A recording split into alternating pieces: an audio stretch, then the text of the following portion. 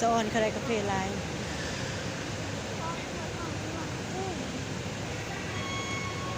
อันได้ก็ได้ซื้อ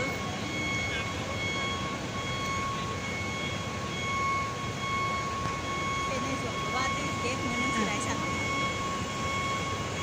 อันนี้จะว่าเขาให้ข่าวซองให้ข่าวสามเลยเด้แล้วบอก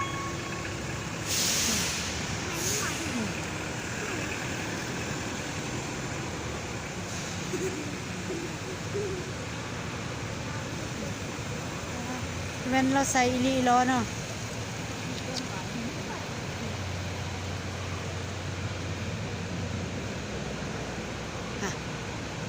ไอ้สิได้เขาได้มาเมื่อกี้เนี่ย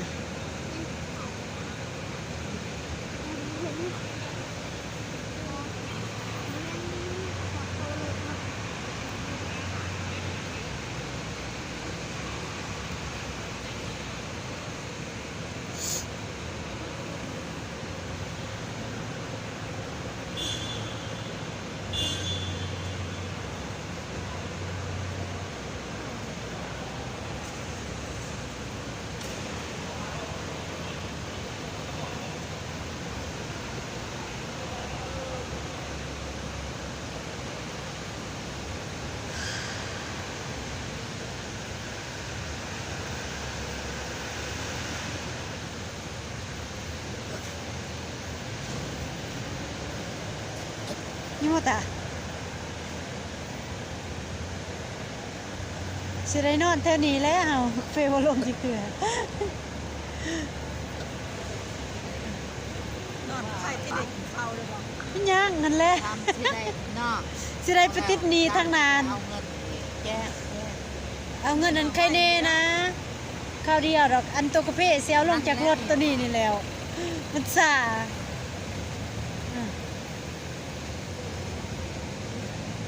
นี่รถใหญ่มันทันมาแน่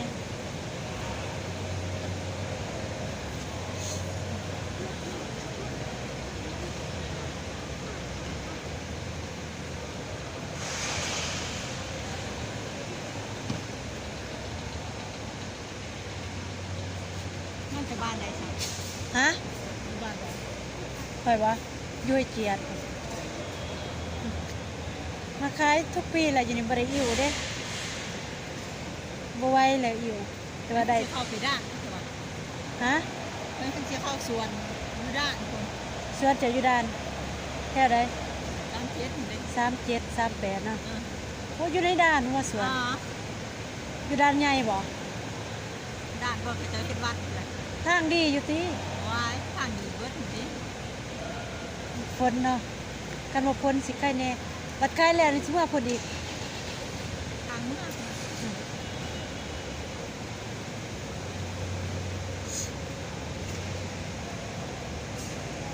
กาแฟงามแต่ว่าแถวนั้นเนาะ เป็นมากอะไรอยู่ไปลูก อ่ะจักแต่4-5 ปีนี่บ่ค่อยได้ขึ้นล่ะถ้าว่ามีบุญดาลมันก็ได้ขึ้นอยู่เดี๋ยวนี้มันอันนี้แล้วมันก็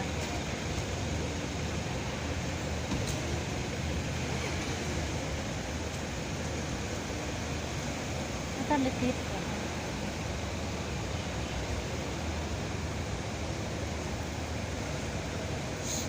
รถใหญ่เพิ่นนานมากมันก็เต็มนี่เขาบ่จักสิเอาลงเนาะ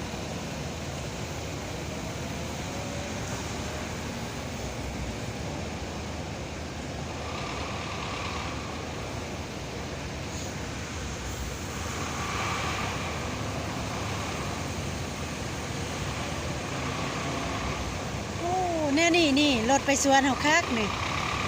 คือสิบ่ค้างนี่อยากได้เด้เนาะเบิ่งแต่คิงหั่นโลดมันสูงเนาะคักเด้เนี่ยน่ะอันนี้เอารถทนได้นี่ทางยากจมก็ล้นได้ก็ข้างฝนตกประจำทางมันมื่นเด้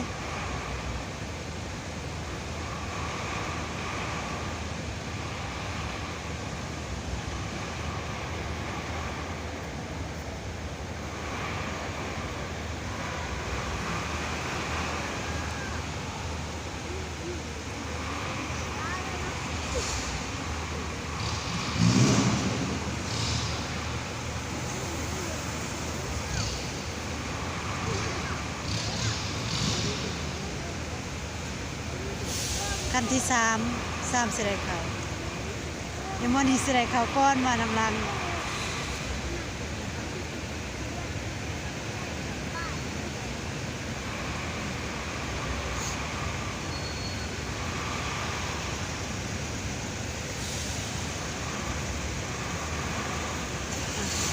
หรือว่าเขามาให้เขาว่าเพิ่นไปเพิ่นมันเขามาให้ก็ใครอยู่แล้ว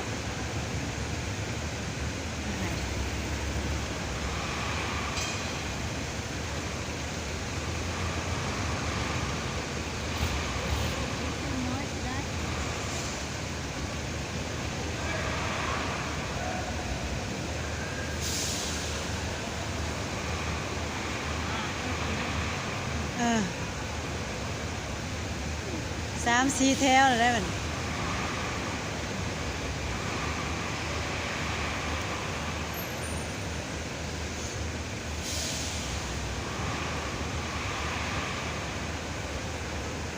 ซ้ำก็จะมาส่งซ้ำมาเนาะวัดใหญ่กัน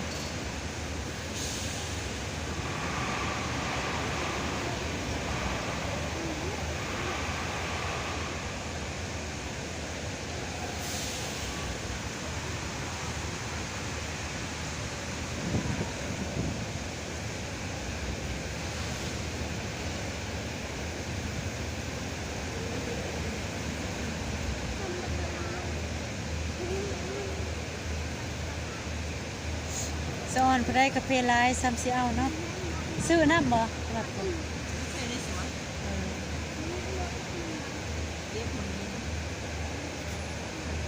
บ่ได้เป็นต้นเนาะ ตกตัวมา สองต้นปลายพุ่นสะอ่อนเนาะโจคนงานเป็นร้อยเห็นบ่ งานสาวคน 20คนมือเดียวบ่ได้2ต้นพุ่นมาเก็บไว้แท้ คนละ100 บาท ว้าผู้คน10ปลายคนได้อยู่ต้นปลาย17คนถือว่าไว้ได้หั่นไว้อีหลี อยู่สี่กะคนละสาวคน เอาผู้คนบ่ได้นึงมากกาแฟบ่งามแน่ในหน่อยแน่ก็ได้ ใส่ ซะ อันนั้นวะได้ใส่ไก่วะ ใส่ใบลนมันเป็นน้ำอากาศบ่รู้เนี่ยใดบ่จัก โซบเท่าไหร่ใส่ขี้ไก่ขี้แก่วะหรือว่าขี้ไก่สด ขี้ไก่สดซื้อ60ปลายพันน่ะเอาจำนวนหลายเด้ คือมัน500 สอบมันจะตุนเนาะ ฮะ 500 สอบเนี่ยมันจะตุนเศษนี่ใส่เราซื้อสอบอยู่60,000นี่นะ 60,000 ขี้ไก่ มันก็อิงตามตัวร้ายตัวน้อยได้แหละ บางงาสอบเขาก็ใส่น้อยหนึ่งคือในกระสอบหนึ่งนี่60,000บางเทื่อมันบางคนก็ใส่รั่วกลางมันก็ได้อยู่ประมาณ20ต้นก็มีรั่วกลางรั่วน้อยนี่บางคนก็ใส่2รั่วมันก็บ่ได้30มันก็สิลดลงอีกบางคนก็ใส่ถ้วยหนึงมันก็สิได้อีกดอก30ปลาย40ต้นแต่ว่ามันสิอิ่มอีกบ่ น้อย บ่ได้ข่อยใส่ต่ำสุดและรั่วน้อยหั่นคันบ่หั่นคันมันหลายก็ใส่รั่วใหญ่หั่นพอดีรั่วใหญ่หั่นกกรั่วมันก็สิได้โล1 2โลเฮามาไล่กับกะปิหั่นน่ะน้ำหนักมันหั่น